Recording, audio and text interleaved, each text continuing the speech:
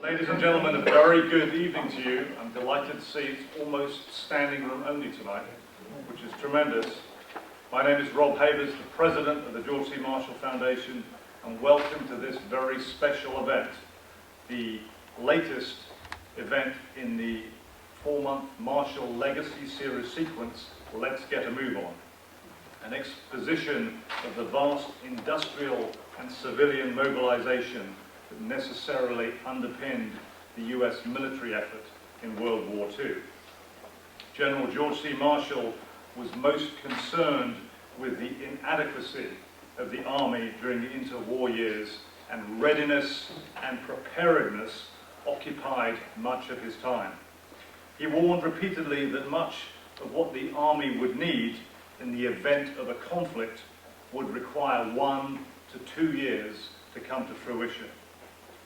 In September of 1939, not long after becoming Chief of Staff, the very day that Germany invaded Poland and began the sequence of events that would inexorably draw the US into World War II, Marshall noted, "It is now generally accepted as a fact that it requires more time to mobilize the industrial effort of a nation than it does to convert the civilian population into soldiers.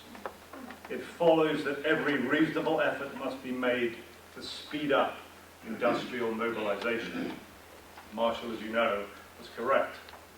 And this evening you will hear about one aspect of this mobilization, and one that led to the birth of a uniquely American icon. Beginning this evening with a short video describing the role of the American Bantam car company to produce a Jeep prototype in just 49 days, followed by Mr. Bill Spear's talk about this comparatively unknown story. Bill Spear has spent several decades researching what is surely one of the most exciting and interesting stories in all of automotive history.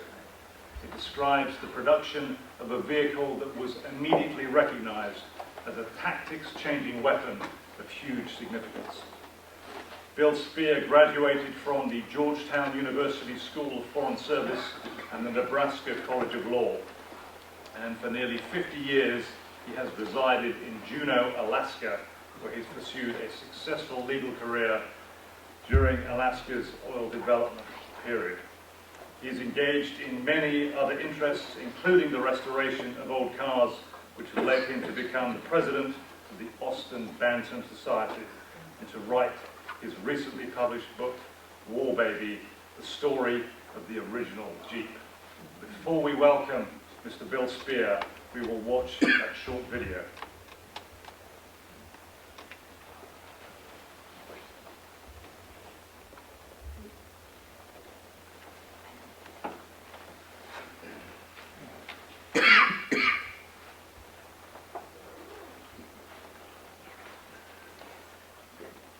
Unlike the very reliable Jeep, modern technology on occasion.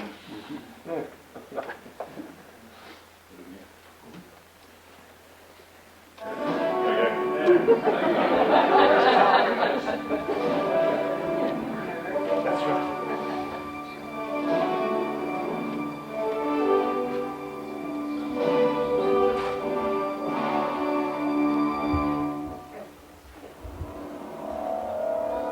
By July 1940, the modern, highly mechanized Nazi Germany had invaded most of Europe.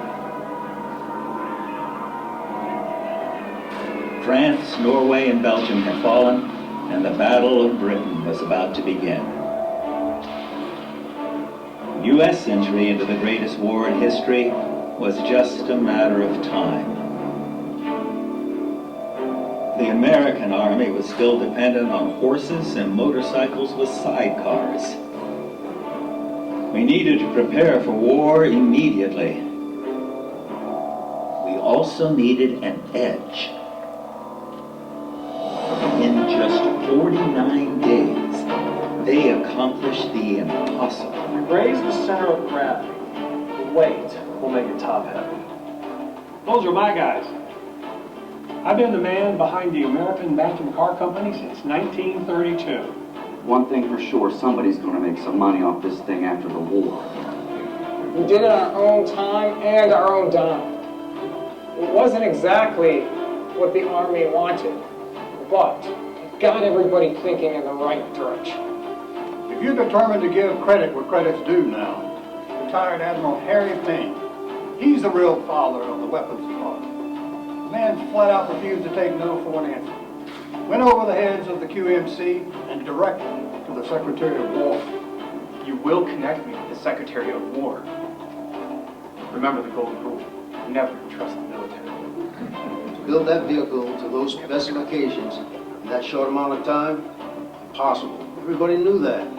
Still, I was able to put the French together in 2 days. I've tested every vehicle ever brought to the Hollyberg Proving Grounds, and I'm proud to say I've broken each and every one of them. Chris claim more honesty. Hope they're right. Heard that story before. Goat, bug, peep, general purpose, even combat car. I don't care what they call it. We might have made this for the Army, but I tell you, everyone is going to want one of these. I'm not as stupid as I look. I know building something for the Army is our only chance of survival. 49 days to build something from scratch. Something unlike anything anybody's ever built before. It's simple. Create the impossible or shut down the factory. I should have stuck with racing cars. There has nor will there ever be anything quite like it. It is America's greatest contribution to modern warfare.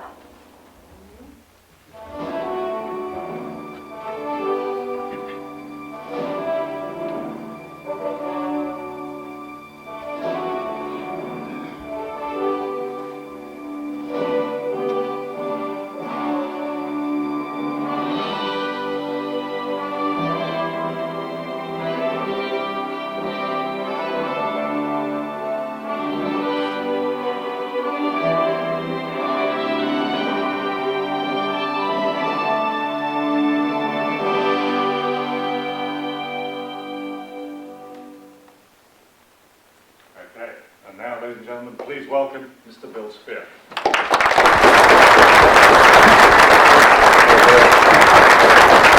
Thank you, Doctor. Thank you for those kind words. And I should say I had nothing to do with that movie. My brush with Hollywood was 15 years ago, although I do have a book out, and I understand somebody's writing a screenplay on that, so who knows. It is a dramatization. I've kind of been living with these characters for a long time, and they don't quite look like what I had imagined, but that's Hollywood. For true masochists or people who get intrigued, I have written this book, which will have a rough copy of it, just a proofreading copy that you can take a look at. So if you could become intrigued, as a lot of people do with the Jeep story, that covers all the detail. And then it should be out in a couple of months at the latest, and you can maybe sign up and leave me a phone number and email, and we'll send you something when it happens. So let's see if I can find my little clicker here. I'm not much better than the doctor here when it comes to pressing buttons. But let's start at the end of the story. That seems like a logical place. That would take us to Butler, Pennsylvania on September 21st, 1940. Butler is in western Pennsylvania, just north of Pittsburgh, about 50 miles, not far from Marshall's own birthplace in Uniontown. On that Saturday morning, this odd-looking, green, frog-eyed midget truck rolled out of the tool room of the American Bantam Car Company, which was situated there. It's really difficult to overemphasize, and the little clip got a little bit to it, what a superhuman effort it was to fabricate and design this car. That alone is a story worth telling. And in addition to just the speed and so forth, it's hard to overemphasize the stunning design and engineering, really tour de force that it was. it was not an invention, as people like to say. It was a design. I'm a design guy, and that's how I got into the Jeep thing. There are all kinds of ways to get into it. People like to drive them or whatever, but I'm a design guy. And design means you take existing elements and recombine them in novel ways. And there's really nothing new about the Jeep, except that the way the elements are arranged. The four-wheel drive was not a particularly new thing. At any rate, this is Saturday morning, the 21st. This is 3 weeks earlier. This is a frame member coming over from the Armco Steel Company, not even formed or bent or anything. On the 5th, we have, you can see the 2 frame members and a cross member, and now there's the Continental engine in there. By the 18th and 19th, the crucial axles and transfer case from the Spicer Company arrived, and in fairness, the body had been started. The body was kind of the easiest part because they knew what that was going to be, but the guts of the watch, that's a whole different thing. But in 4 days from this picture, they're going to take this car to Camp Hollibird and test it. And I'm going to have to forego all the great anecdotes there are about sleeping in the ladies' room and 24-hour sessions trying to build this thing. But in short, this is the World War II Jeep. It's not the ancestor of the Jeep or a grandfather or a forerunner. This is the car that's up there in the top left-hand corner. This is the car from which all Jeeps derive, and it has some certain characteristics. They're all, whoops, what did I do? Okay. So I can't go into all of these things, but over here, these 3 cars are built by 3 different companies, one of which is a Bantam, and I don't know how many people in the audience there are that can identify, but I think you'll agree they're all Jeeps. So yeah, it was the answer to the infantry's desire for some kind of small reconnaissance vehicle, as the little clip suggests. It probably turned out to be the best land transportation vehicle of the Second War on either side. The Germans loved them when they got them, captured usually from the Russians. And some will argue it's the most significant automobile in American history. I don't blush too much in saying that, and Model T people can see me later. But I see it certainly as one of the most elegant American industrial designs of the 20th century. There's one hanging in the Museum of Modern Art in New York. A Jeep is hanging there. Down the street at the Guggenheim, the Ralph Lauren collection showed up, and the only American car in it is a Jeep. Unfortunately, the wrong one, but we'll convince him of that later. For a designer, he should know better. But there aren't very many war vehicles hanging in art museums, which gives you kind of an idea of what we're talking about here. Let's see. Yeah, get back to this. Because it's kind of Michael up front sort of said, well, gee, I didn't know, it didn't look quite like a Jeep. Well, there are 3 iterations of the Bantam. There's the pilot model, which they made just to get an okay on the contract, and then they made 70 of the ones up on the upper right-hand corner, and then the final iteration was the 1941 version, which probably looks more like a Jeep to most of you. None of these guys knew they were making history. For them, it was just the last best effort they had to create some jobs that had been lost because they'd stopped civilian production. Most of these people are just people that have contributed parts to the car. There's the Firestone guy in the back. There's the Monroe Shocks guy, but also just some guys, the janitors there, the paint guy, Mr. Gruber is there. So this wasn't a big fanfare deal, but there are some key guys. This guy in the passenger seat is a guy named Rob Brown, and he's as close as we have to a customer. He's the major domo for the Quartermaster Corps, whose job it was to procure transportation for the infantry and the using arms. The guy on the back here is a guy named Carl Probst. He's got his supporting the Jeep there, whatever, supporting role. He's usually in modern, let's say since the 70s, as people have said, he's the father of the Jeep or the inventor of the Jeep. So my first shocker of the evening for you experts is that I don't think he was, and I think I can prove it. But for whatever, he was part of the team and did make very considerable contributions, but the car was well designed and thought out before he got there. My favorite guy is in the driver's seat. He's become kind of my hero, Harold Christ. Christ is the factory manager at Bantam. He was hired in 1937 along with Harry Miller, who, for car buffs, might know. Miller was the engineering vice president, both of them from Indianapolis. Christ he came up through the Stutz organization and through the apprentice system. He's the kind of guy that put together cars that academics, put into books and taught in college. He built cars the old-fashioned way, and he built racers, and in his younger days raced. The picture on the other side is him 10 years later after these events. Pictures of him are very hard to find. He's a very self-effacing man. But he is designing the Mighty Mite, another Jeep, which was successful, for which he didn't get any money either. At any rate, very competent guy, and if there's a father of the Jeep, he's it, although he maintains steadfastly that everybody contributed, there is no father, and so on and so forth. I should point out his right-hand man, he did a lot of the fabrication on all the frame and engine and running gear, is a guy named Ralph Turner. He's a watchmaker, came up through the high school there at Butler, and Chris hired him, I don't know why, but he saw the makings of an experimental automotive engineer and put him there. So anyway, the Saturday morning they do a very short test drive. The car is completely unbroken in, let alone tested.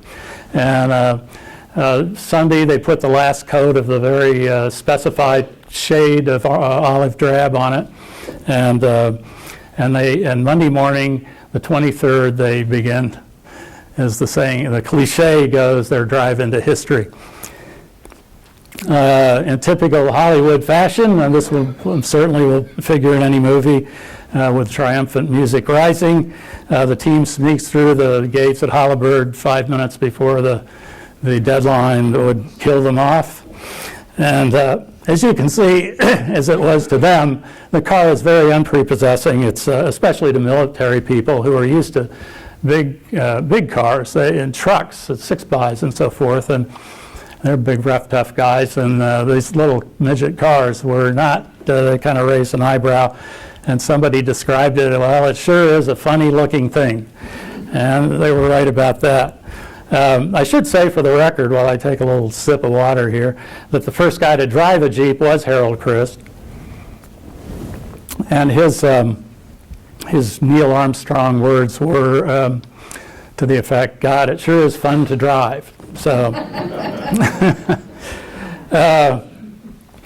at any rate, they turn it in, formalities, major laws of the camp commander takes the wheel, runs it around the camp for 20 minutes, and he is a very hard-bitten guy, as the clip indicates.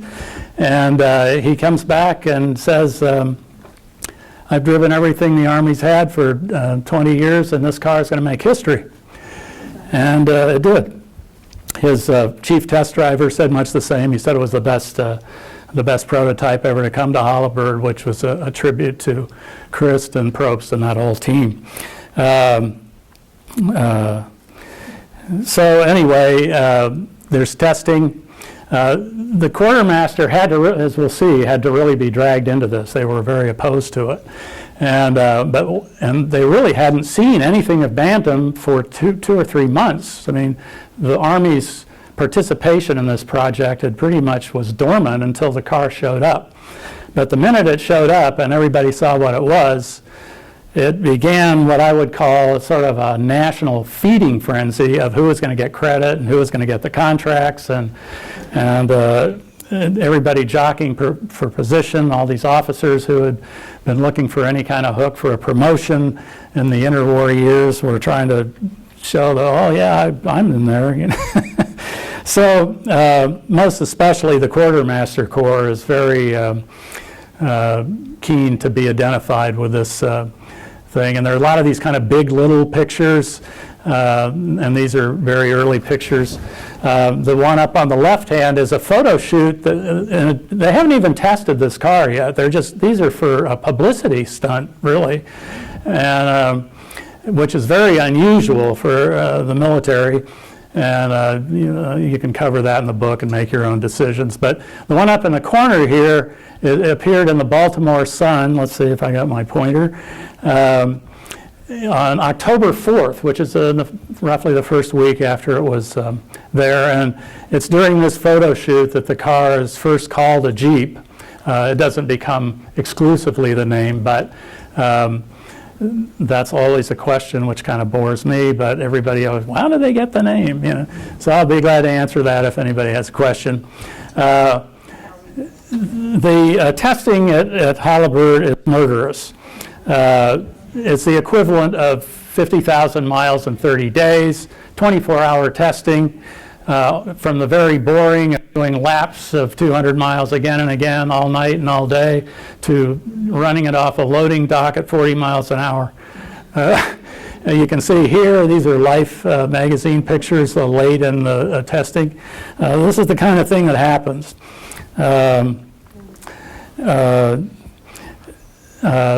I love this picture on the left here. It really shows, I think, the dirt track racing heritage of the car. You know, in racing, if that bottomed out suspension lets go, you're going to lose a friend. So these guys really knew what was involved, pardon me, with this car and built it tough. And so I think you know, when you think it's military tough, it's also racing tough. Over here on the other side is this thing where they think they finally cracked the frame, and that's the job of Halliburton, is to break the car. There's not really a pass or fail. They want to break your car, and because they want to know where it's weakest. And eventually, you know, some of the prototypes did better than others, but they had to get up to a certain point where all the bugs were worked out of them. So at this point, the Jeep story, at this point being where they've delivered the car and it's passed its test, it divides. And the remaining story ahead is like a year and a half of procurement and red tape. I guess the first half is Hoosiers, where the little company makes good and wins the state championship or whatever, or the Magnificent Seven with a happy ending. The second half is Game of Thrones, or maybe House of Cards even. It's just this kingdoms of agencies and companies making alliances and fighting each other and individuals. Very interesting, but it's not a feature film. That would be more like a mini-series. And we're just going to have to skip that, except in questions or whatever, because it's just so complex. I didn't even want to write about it, because to me the creativity part was what we wanted to see. And so creativity has two parts, and the designer has to not just be concerned with creating and building, chopping down the tree, catching the fish, or whatever it is, the doing part. You also have to have a market. That's something that a lot of engineers don't understand anything about.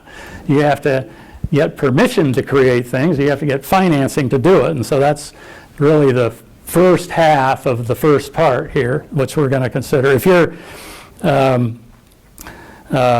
interested in if you're a paper sort of person that's interested in politics or how to move sticky bureaucracies or get things moving your way, well then you'll like this part of the story, which gets me to what I call ground zero.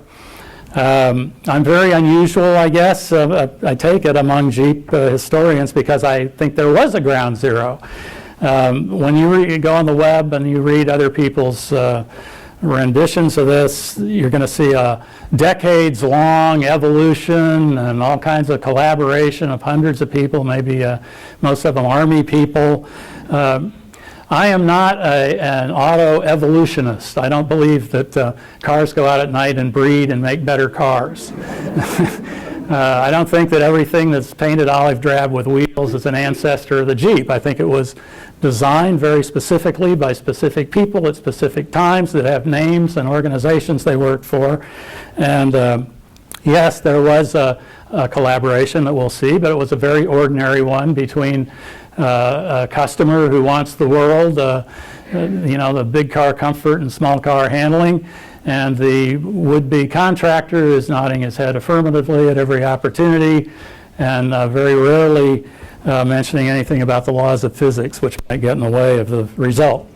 So anyway, my ground zero is a big meeting the quartermaster had every year for 3 days, and everybody's invited, all the infantry, cavalry, coast artillery, anybody that had transportation needs, all the manufacturers, Ford, Chrysler, even individual inventors like Preston Tucker could show up.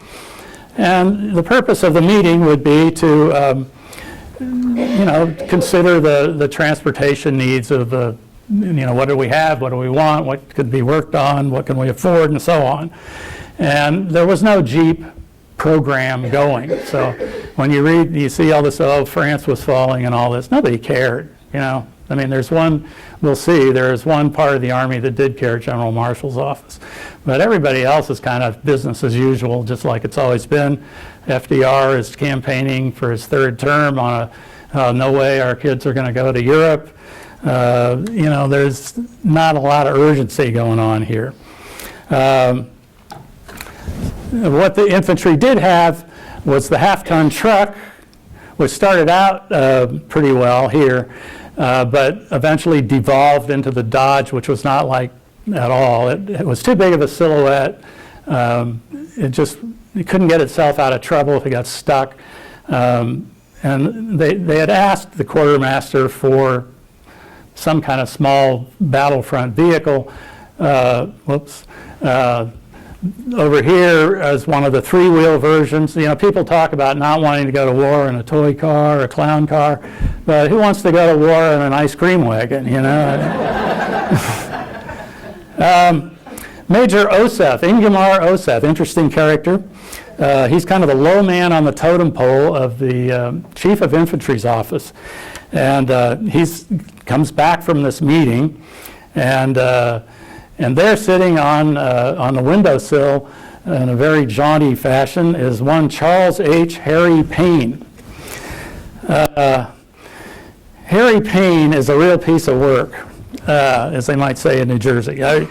He's, not to say he isn't a capable guy, because you're going to see he is. And indeed with Christis, my builder hero, and this guy who's my paper hero, I mean, I really feel like they're 85% responsible for the whole thing, and with the exception of Marshall's office, which we'll get to here in a minute. But how can you not love a guy that's got a triple-digit naval aviator number? He's a friend of Billy Mitchell. Between the wars at flying school, he's selling used airplanes to the Mexican and Peruvian governments. All through the Depression, he's kind of living by his wits, which is something the Army doesn't understand at all. And because they got, it's the Depression, they got 3 squares and a roof over their head, and these guys had to hustle. And as much as they like him, some of them, they're really kind of scandalized by the way he behaves. He's described as a slim 6-footer, fast talker, fast thinker, with a superior sense of humor. Marshall himself describes him as a sort of an irate Irishman, as if kind of a complimentary way, like he wanted more of those.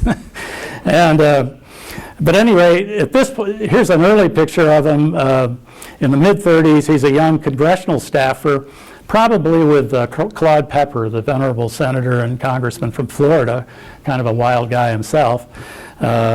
Actually was still in office when I was in school in Washington. But just so you don't believe everything you hear from the quartermaster, over here he's the Dr. Payne with an honorary PhD from Purdue University, and he sits on their board of trustees. So he is not a flake by any stretch. Let's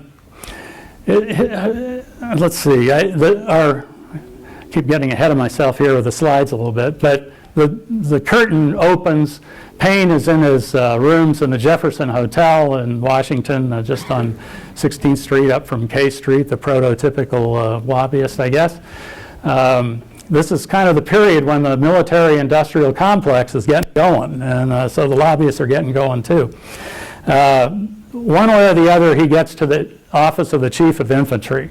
He's been turned down by everybody for 6 months, including the quartermaster, who says, not only have we tried the Bantam and found it wanting, but nobody's asked us for this kind of car. So, like, how can we buy it if nobody tells us what it is? And so he's shuffled off, and he ends up in the chief's office.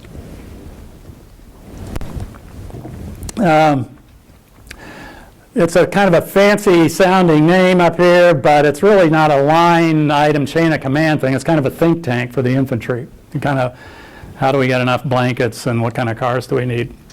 And we've met Oseth over there on the far side, and he, you'll see in the book, claims he did everything, that he invented the Jeep and he just told Payne what they wanted.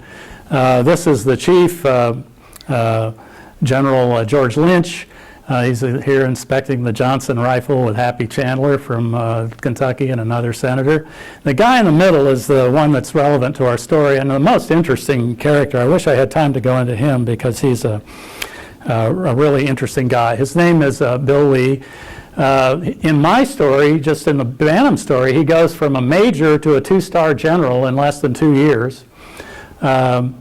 He's most famous, and he's not military academy, he's not VMI, which for somebody to move that doesn't have those credentials is very difficult, which makes me think maybe Marshall was kind of back there somewhere, the wind in the sail somewhere. Just a remarkable guy. We would have heard much more of him had his heart not let him down. But he was the founder of all our airborne divisions, first commander, the 101st Airborne. But he is the guy that Payne talks to most. And the best story is that they're sitting down like a couple of boys. Let's build this really neat car, and it's going to float, and it's going to go 100 miles an hour, and it's going to have all these guys and machine guns all over. And of course, Payne is saying, "Oh yeah, that's us. We're going to fix you up." And the reason they're doing this is because of what I mentioned before about the quartermaster. The quartermaster needs a bureaucratic folder to start moving through the process. So what they're doing is developing what's called military characteristics that this car would have. They're not designers. Neither Payne nor Lee are designers, and nor are they meant to be. One's a salesman and one's kind of a thinker. What do we need? The job of the quartermaster and for the contractors is to do the engineering. So at any rate, Payne is selling vaporware and Lee is eating it up, and they come up with these characteristics, which obviously we don't have time to go through, but just long story short, it describes a car that's impossible to build. I don't think it would be possible to build this car today with modern technology, but we want 750 pounds, sure, and we want it to float. Oh yeah, and it's going to carry all these people, a machine gun and 3,000 rounds of ammunition, and it's going to do convoy speeds at 60 miles an hour. Well, they're just, it's just not possible, but it's a start. If so, all of you can kind of be thinking, well, where do I think it started? And, so this is one possibility. They start to begin to move towards the Jeep. But neither Payne nor Lee really has a very clear idea, except there are no drawings even. So anyway, with this in the hopper, now it falls to Payne and the infantry office to sell it. And so they have to go around and find other organizations like cavalry or something that would say, oh yeah, we want one of those too, or we'll join. They couldn't find anybody. Nobody wanted to go to war in the clown car, like I say. And even the civilian cars had suffered the same fate as those. I know there's some here that own them. And they're not a warlike vehicle. They're hardly able to get out of their own way on city streets. But they did have some essential features that show up in the Jeep. And as I'll try to show in some way, the Jeep was always going to start out as a Bantam, and that's kind of what this does. I mean, this has a key thing, small size. That's my choice of what is Jeepness, what makes a Jeep, because everything else has been done. You know, there's half-ton trucks, four-wheel drive, no problem. But what there hasn't been is a real small kind of semi-overpowered car with four-wheel drive, and that begins to start to sneak into the mix here. So they get bogged down. Payne is on fire at this point, and this is where he gets his obnoxious pest name, because he is visiting these offices, annoying everybody, visiting 2 or 3 times a day, and alienating people up and down the chain of command. Even went to the White House. We don't know.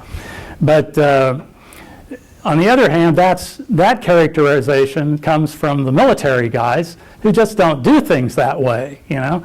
And Payne is a different kind of animal. Like, he knows if you want to get something done, you got to get it going. And I think he's really just kind of co-opted the military, the Office of Infantry, to be his stalking horse and for his product, and that's what's going on here.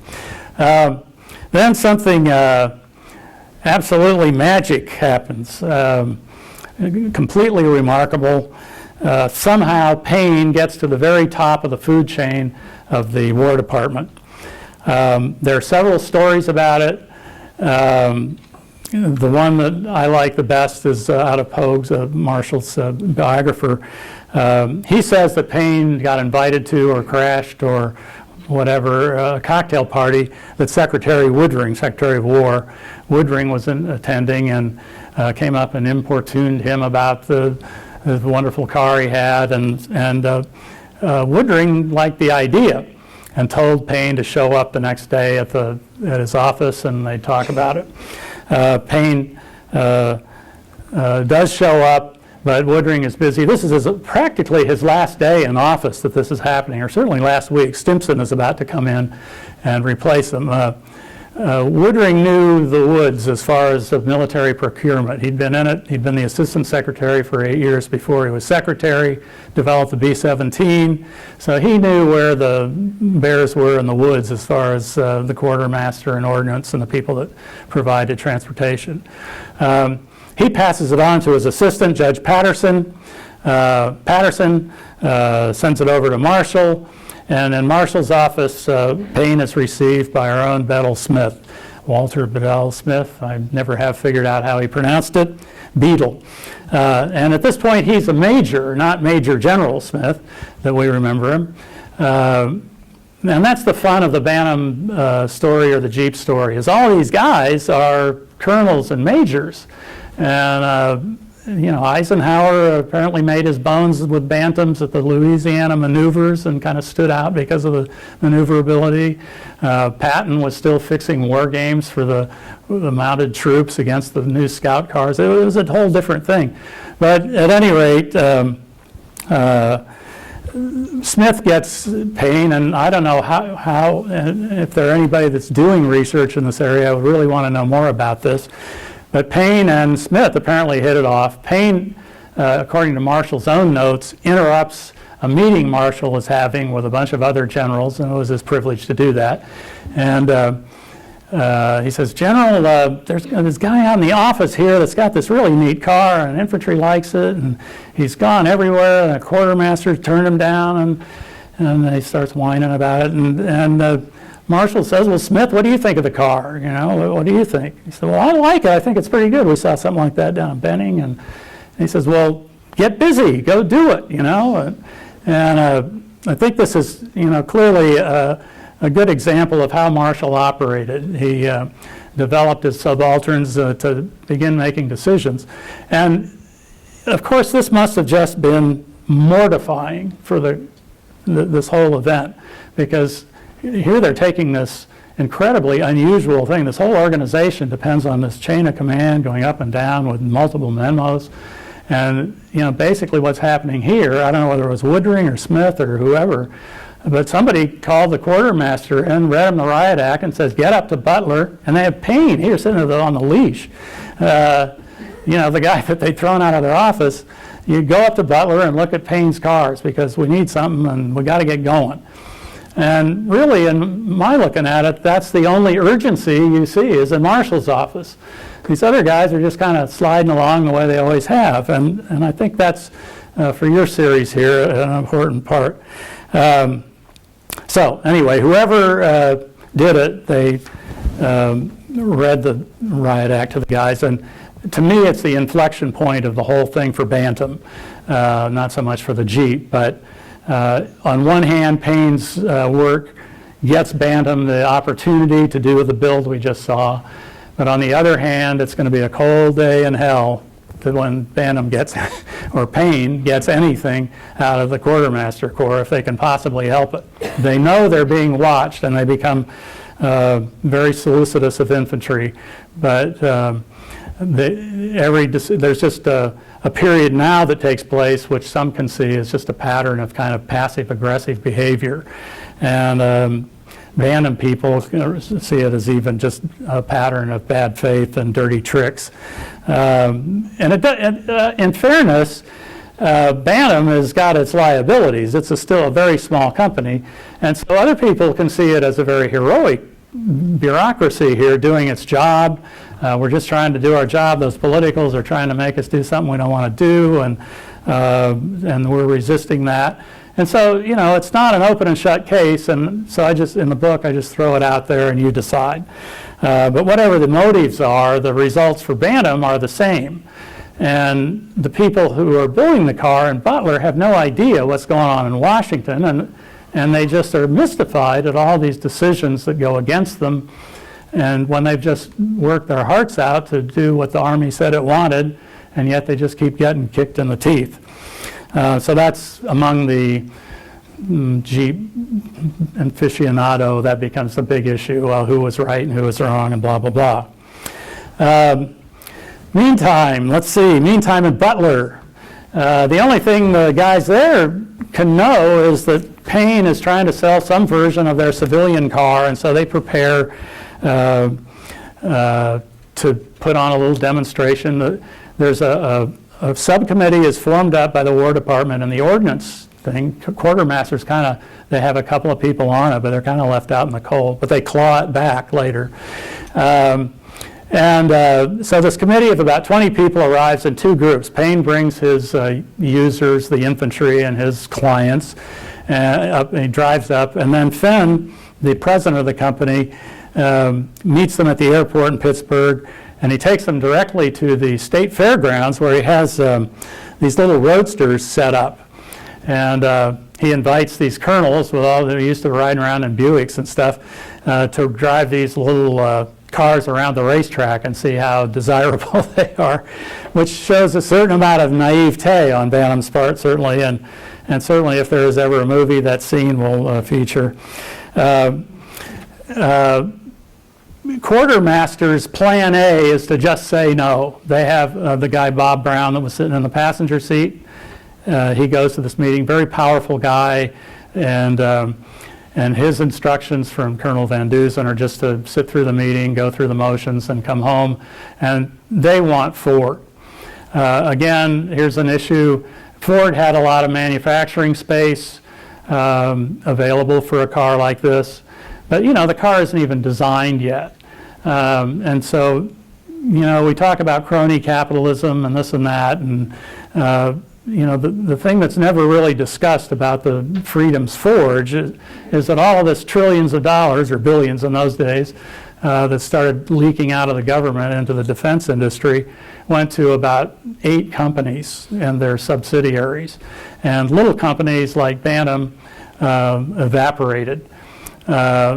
Surprisingly, some of the best weapons of the war, however, like the Bantam and like the Higgins boat. I mean, Bantam had a cakewalk compared to Higgins boat. That's another story entirely. But these little companies really didn't stand much of a chance because the money was flowing, and if you read the Truman hearings, there are just thousands of incidents of how little companies just had a really hard time. Anyway, it's a one-day deal. They're going to look at they're driving the cars, they're looking at the factory.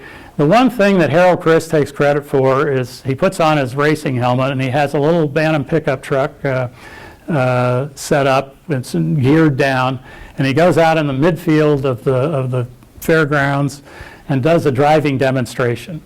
And he says he even kind of overdid it. But he was sure that that was put the icing on the cake and swayed this committee over to, well, you know, we got something here, these cars could probably do it. And that kind of ends the quartermaster's plan A, because the committee kind of votes them, yeah, let's do it. And so now we'll see plan B later. At the end of the day, they all get together and they discuss, you know, what parts of the Bantam can be used and what things like the entrance and egress angles. You know, there's certain things that all Army vehicles have to have, four-wheel drive being one, but you know, they have to have certain interchangeable parts and a certain type of blackout lights and this and that. And but you can begin to see here the beginning of the outside look of the Jeep. But I still maintain that this is I'm going to divide this design thinking into the right idea and the wrong idea, which is a very subtle thing. I don't know if I can get it across to you or not, but the wrong idea is this 1,200-pound car that does everything but is impossible to build. The right idea is sitting upstairs. That's the World War II Jeep. So the design philosophies over this next week and 10 days are going to split. And the Army is going to stay for quite a while, in fact, all the way, intentionally or accidentally or whatever, with this wrong idea. And Bantam is going to develop its own right idea. So the second day, really, Brown and Chris specify the car. It's bigger than a bread box. This is kind of a deal like, I should talk a little bit about what specifications are. They're not a design for anything. They're a kind of an indication of what they want. Let's say you want a timepiece that you can wear that's readily available, otherwise known as a watch. So specifications are, well, it weighs 3 ounces and it has a face and it takes so much, it can be waterproof and it has to have numbers on it or whatever.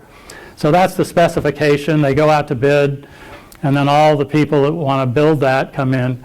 But their problem is how to make the little gears and stuff work inside. That's the hard part. That's the design part. And not that gears weren't unknown or anything like that, but putting together to meet these specifications is a major job, particularly when you're in a hurry. At the end of the second or third day, Probst and, Christ and Brown basically specify the car. Chris takes Brown to the railroad station with an armload of Bantam civilian drawings, many of which show up in the specifications drawing. Over on the right, you can see the civilian Bantam dash, the so-called Quartermaster drawing, and then the real Jeep. And you know, when you start looking through these, and when you see the Jeep as it comes out, this whole cowl area was a Bantam part. But the Quartermaster can't tailor their specifications towards one manufacturer if they're going to be competitive. So they have to just make a generalized thing. But the fact is, they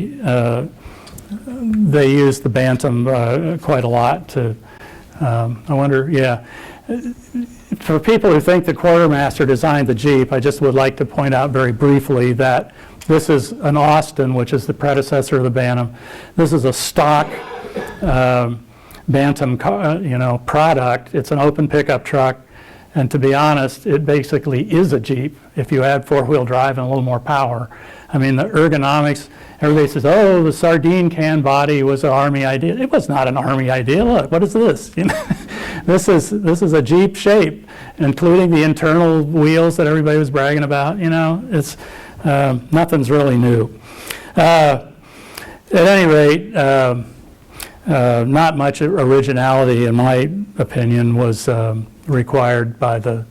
They had a job to do. They had to build their specs for a bid, and Bantam had to build specs for the car they were going to build. And so that's when the ideas begin to divide. Chris drives home from the train station, and he's thinking, there's no way we can build the car the Army wants with a performance envelope out of a Bantam Roadster. It's just not going to happen. It has to be a scratch-built car. And so that's where the right idea begins. He's not really sure yet either, because the Army hasn't really told him all that they're going to want. But it's the beginning, again, another opportunity to, whoops. Yeah, I was just gonna, we don't have time, we can talk about it later, but again, it's a small size, just so you know that this wheelbase is really not, you know, it's like 2 inches different than the smart car, and they weigh the same. So, you know, Jeepness is smallness in my estimation. And here's like, I don't know, it's a little wise guy sort of thing, but you get the idea. I mean, there isn't really much difference in the shape of the body. It's what's underneath really that counts. Quartermaster has a plan B. I'll try to get through this a little faster here. They make a mock-up. They know they're being watched, so they're very solicitous of infantry and cavalry. They invite Oseth and Lee over to sit in. So they have this little cardboard box on a Bantam 2x2, that is to say 2-wheel drive truck that they had left, or probably that one there. And instead of just using it as an ergonomic device to see if everybody fit in the car, they tried to take it up a 30% grade with 4 people in it, and it didn't go, of course. And Oseth gets out of the car and he says, I was brokenhearted. Basically, I just thought the deal was washed up. But Payne, who is being Payne, mother henning the job, yells from the sidelines, don't worry, we have a bigger engine.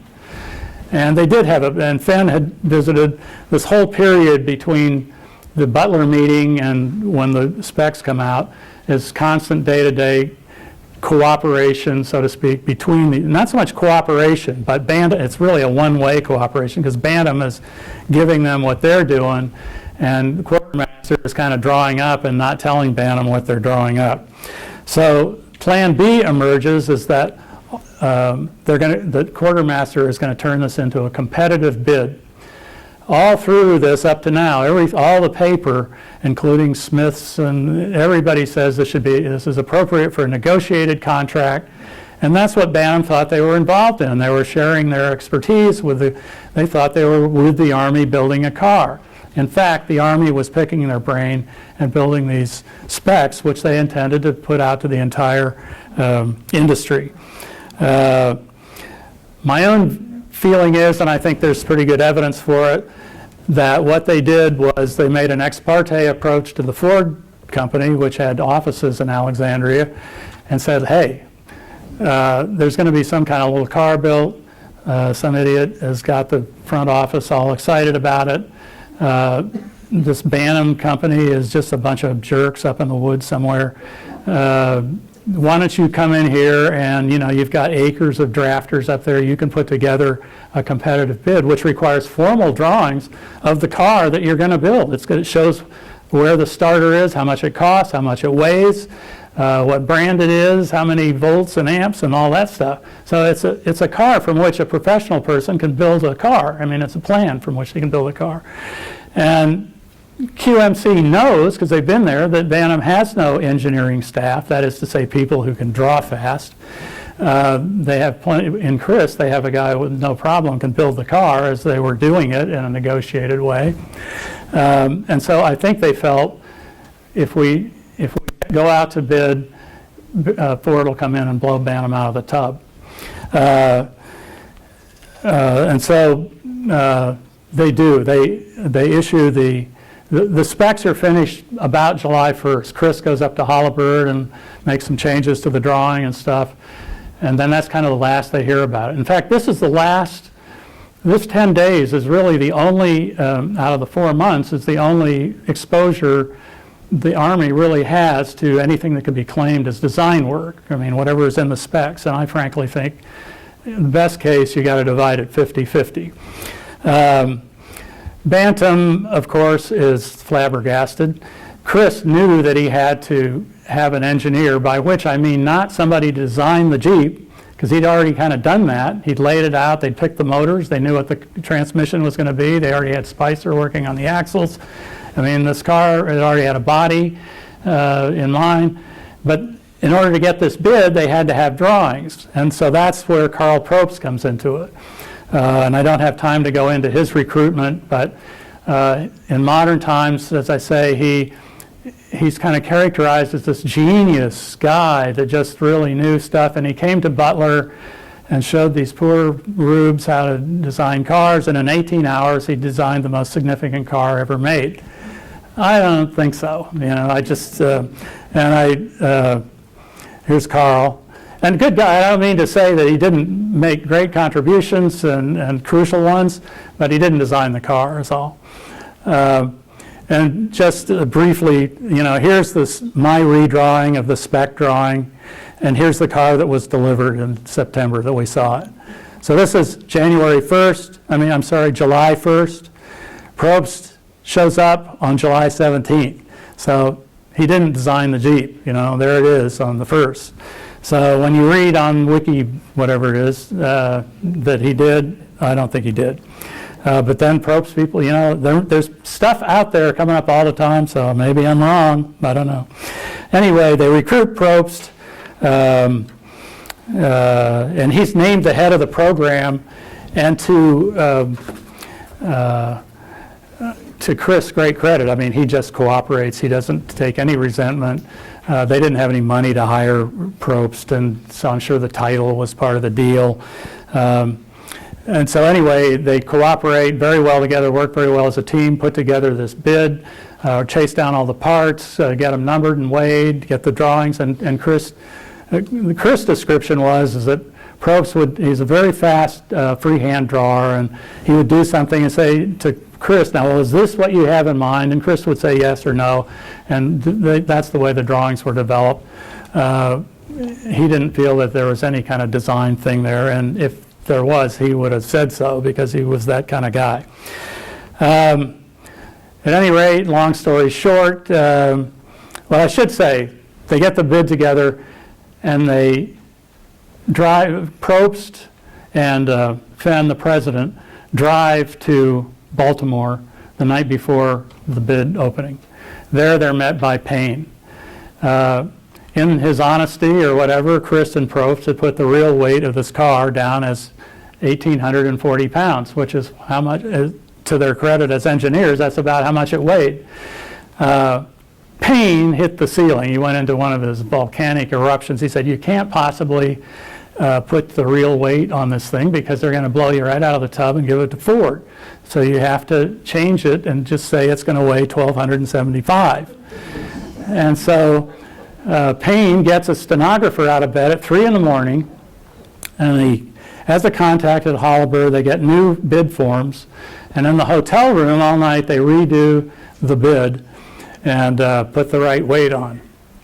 So they go in the next morning at 9 o'clock and turn them into Colonel Laws we've seen there, and much to Quartermaster's chagrin, I'm sure, Ford did not enter a bid. They sent an observer, but really this is kind of small potatoes for them. They're really not interested in doing free research and development for the government. And Crosley showed up, they sent an observer, but Willys Overland showed up, and they had something like a bid, but it wasn't a bid. They didn't have any layout. They may have had an outline drawing of this type, just showing the outside of what they had in mind. They had a much bigger engine they wanted to use. They had a warehouse full of 1927 Whippet engines, which they wanted to get rid of. And they wanted to sell them to the government so badly. And so basically their bid was, well, we'll build some kind of car in some kind of time.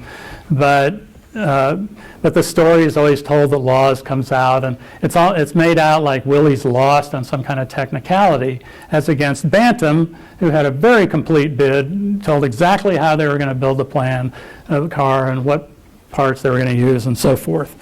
And so he comes out with a scary, well, Willys is low, they've bid low, as they always do, but they were going to deliver the car sometime vaguely in the future. And before we get too morally superior about Bantam, they lied too, I mean, Willys, when they saw these specifications, that's what the first they saw of the Jeep project, is when these Bantam UMC specs came to their office. And they made the decision. They just said, hey, we can't build this car with our engine. There's no way we can come close. But they're going to do something. And we also can see, as ordinary automotive engineers, that nobody else can either. So let's go, keep our oar in, go through the motions. If somebody else comes in like Bantam, let them fall flat on their face trying to build this impossible car, and we'll pick up the pieces later. So that's a perfectly legitimate corporate decision. Bantam's corporate decision was to lie, which is much better, much more tried and true. And so they went and they said they were going to build this car. And there is an issue that you'll read in the book, if you do, about the weight and how Brown basically comes and said, look, if you want the car to do this stuff, it's got to weigh this much because you've got this bigger engine and so forth. So at any rate, at the bid opening, Bantam was patted on the back and said, you go back to Butler now and build this 1,200-pound car, and you come back here and we're just going to bust it up. And out the door they go. And that's the last they see of Bantam until Bantam shows up with a car that I can find. But then the Game of Thrones starts just that afternoon.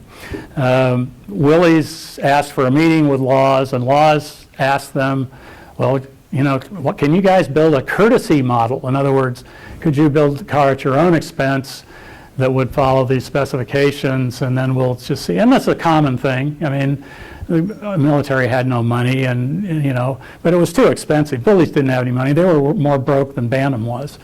But that began a whole new, as I say, house of cards that I think we can probably end that part of the story and start to get to some questions. I don't know where I am on time. I hope I haven't burned up the whole evening here, but that's kind of it. Bantam goes back and they think everything's going to be great, and they start building the car, and there they are. So that's what I have to say about it. I don't know if there are questions or if anybody, surely somebody wants to know, yeah, there's the hand, it's somewhere back there. How many were built, and who ultimately got them? Oh yeah, I knew that was coming. How come we aren't driving Bantams? Yeah. Okay, how many were built? Bantams, there was this car, one car, and then they got the contract for 70 cars, and there's always been an argument, was it 70 cars or 71 cars? But I think I sorted that out. There were 70. This car was eventually wrecked, and parts of it were used in a car which is now in the Heinz History Center in Pittsburgh. And I think forensic examination is going to show that there are parts of the pilot car in that car. So there were 70 of these, what I call 1940 Bantams. They were all delivered to the Army early December. The last 8 of them were 4-steer. In other words, all 4 wheels steered. If the regular Jeeps were dangerous, those things were lethal. As I say, this food fury started as soon as,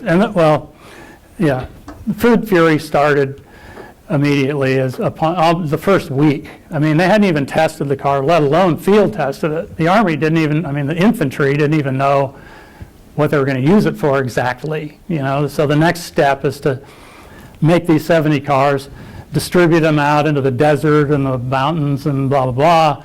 cavalry, infantry, artillery, what could it do? And some very resourceful things were done.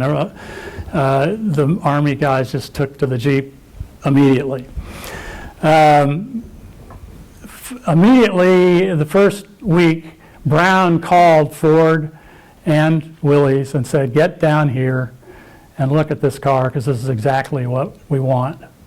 Now, this was all done under the rubric of legitimate enough. Well, maybe somebody else could make a better Jeep than Bantam did, you know, and maybe they could. And so that's legit. But let them, you know, build their courtesy models or whatever. And then that's where all this business about, oh, they gave Bantam plans and this and that. That's one where people get a little drawn off point.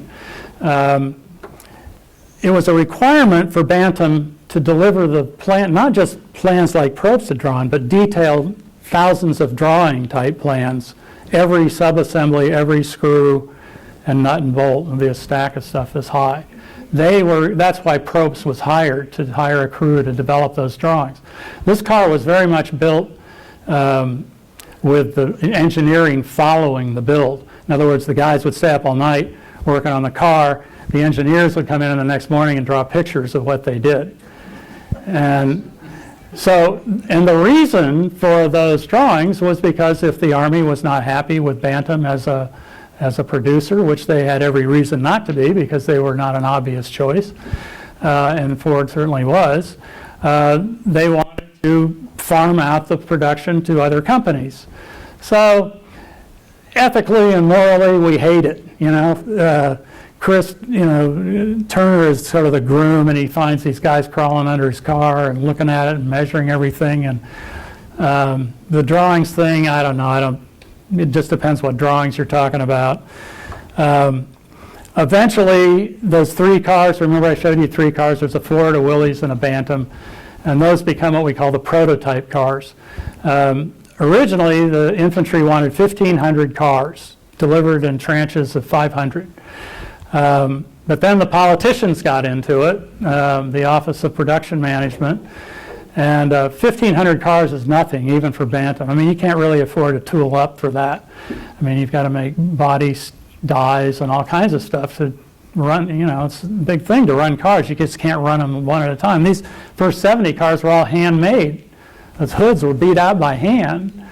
And and all these bodies are, you know, made the same way. So eventually what happens is the quartermaster says, well, okay, let's have a bid among these three companies and see, informal bid. And so Bantam comes in and underbids everybody, and also says we can have these cars on the ground, and then all of a sudden the quartermaster says, well, maybe we should have 500 each, you know, because anytime Bantam did something right, you know, it's like wrong. So at any rate, the politicians came in and kind of rigged it so that each car company got an order for 1,500 cars. And that's what Bantam and Ford and Willys had not even developed a prototype. You know, they had shown no ability at all to be able to do it. And yet eventually they got these multi-million-dollar contracts. And who knows where, Judge Patterson got into it. It became kind of a scandal. I.F. Stone, the journalist, was raising hell with them. They just, and of course Ford was very unpopular with the labor people. Quartermaster wasn't bright enough, apparently, to figure out that Bantam could have been the stalking horse for Ford. Little company made this great car, but, you know, Ford is kind of really helping them out, doing the real heavy lifting. They could have gotten away with that. But instead, I think it really is, as silly as it sounds, I think it's just Payne had just ticked them off so much that they just weren't going to deal with them. And so anyway, each one had 1,500 cars. It took Willys until the first Willys started to hit the ground June 7th, 6 months after this. Their prototype was very unsuccessful, way overweight. And they really were, they won this contract by accident, as it turned out. Eventually, the Office of Production Management, Bill Knudsen and those people said, well, this, you know, Quartermaster wanted to negotiate with Ford. We want Ford. So Willys was never chosen by the testers, by the people who were looking for excellence in this machine. Ford was chosen. That's who they wanted. But the powers that were didn't really want that decision either, because Sidney Hillman was a labor guy on the production board, and on and on and on, House of Cards, Game of Thrones. And so it turns out that it's going to be a competitive bid, just because the quartermaster said any of these three cars would be fine. We don't care who it is, you know. But, you know, some Ford has better production or whatever. Willys comes in with this absurdly low bid, underbidding Ford Motor Company by, you know, $40. I mean, a huge amount. Ford and Bantam is high by only a few points because they're naive enough to include in their bids the money they owed to the reconstruction finance, which Willys didn't do. But anyway, Willys got the contract by complete accident. I mean, not accident, but it was kind of a, but as far as Quartermaster was concerned, they didn't want Willys. Willys was in worse shape than Bantam. They owed $3 million to the RFC, and they had strikes and a rusty old plant, but they were stuck with them. But you can't fight City Hall. They eventually got Ford in, and actually this car here is a Ford. Ford came in and they eventually standardized the Jeep. And to answer your question, there were eventually 650,000 Jeeps. The Willys were called MBs, the Fords were called GPWs, W for Willys, and their parts were interchangeable, so you really can't tell them apart except details. So of those cars, there were hundreds of thousands. Of these early cars, there were 1,500 Bantam, well no, there were about 2,600 Bantams and 1,500 Willys and maybe 4,000 or 5,000 Fords, I guess. Is that okay? That's a short, yeah, sure. What ultimately happened to the Bantam company? Well, that's a good one, too, because the quartermaster kept saying, oh, Bantam's too small. They can't really do it. The Bantam company had started in the standard railroad car, Jim Brady's plant. That's where he made railroad cars. It's quite a small plant, but it was very well tooled. All its board of directors, when the American Austin came over in 1930, they made sure they had really the best tool room in the country. At the height of their production, in one shift, they could do about 100 cars, of very complicated cars with paint jobs and upholstery and pinstriping and that kind of stuff. Not Jeeps, which are just basically drop the body down and out the door. So that pencils out in 3 shifts to something like 40,000 cars a year. So Bantam was big enough. I mean, here's the question. Is the supply officer the guy that goes and finds the obvious supplier, Ford, you know, that's easy for everybody, and well, it's easy, we just sign up and they do it? Or is he the resourceful guy that finds an unusual new source of production? And, you know, that's a policy question that you can answer. But Bantam was wiped out as a car company when they lost this contract. But some of the people in the system realized how badly they'd been handled. And they got a trailer contract for almost kind of giving it to them, frankly. They didn't have to bid for it. And so they built 100,000 or more trailers. And they also built torpedo motors, landing gear, all kinds of stuff during the war. A torpedo that apparently sunk the Bismarck, I guess, I don't know. They were a Blue Star company. By 1944, they were doing today's equivalent of like $250 million. So they proved that they were a very good factory, had excellent labor force, Poles and the Germans mostly, no labor troubles. You know, it was really a nice little plant, but it certainly couldn't have handled all the Jeeps. Nobody could. And Ford couldn't, and Willys couldn't. They couldn't possibly. But they made some bad decisions, I think, by not going back into the car business. They could have just as easily done Jeeps as anybody else. But they decided to go into the trailer business, and eventually they failed. And in 1953, I think they got sold to some agricultural outfit. But the building still stands, sort of. Okay? Ladies and gentlemen, Bill Spear. Thanks very much. Sorry if I overdid things. Well, we have a small token of our esteem, a nicely wrapped copy of the words of George C. Marshall. Well, thank you very much indeed. Thank you, Doctor. Yeah, I appreciate it. Fascinating presentation and much more to the story, I'm sure you'll agree, than probably most of us knew. Bill will be available at the reception post, so you can bombard him with more questions. I would draw your attention to one more event in the current Marshall Legacy Series sequence, our Victory Chef Cook-Off, that will happen on November the 6th, 1400 hours, 2 p.m. in Marshall Hall on the post at BMI, not in the Marshall Foundation. And this will draw in celebrity chefs from the local area, tasked with demonstrating that can-do victory spirit of World War II and creating entrees and appetizers from foods that were only available on ration in World War II. Tickets are available, $15 to non-members, or to members rather. More information upstairs, so pick one of these up and be prepared to taste spam as you have never tasted it. A couple of other points. Our exhibition, the What We're Made Of exhibition, is up until the end of December. Bill Spear referenced, again, General Marshall in the background of so many things, and out in that exhibition we have a trophy of a Higgins boat presented to Marshall by the Higgins Boat Company in recognition for his role in helping to get the Higgins boat into production in World War II. So Marshall, as you'll probably gather from the Legacy Series, is ever present in the background as well as the foreground. So take a look at that. Please join us for the Victory Chef Cook-Off.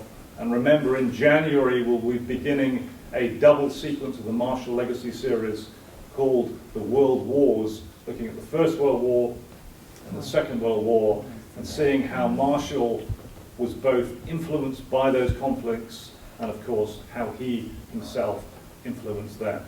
Thank you for coming. As always, and I say this every time, if you're a member of the Marshall Foundation, your support allows us to bring individuals like Bill to Lexington and to add colour and light to Marshall's career. If you're not a member of the Legacy Series, and we have a lot of new faces in the audience tonight, please consider becoming one. Thank you for coming and join us at the reception. Thank you.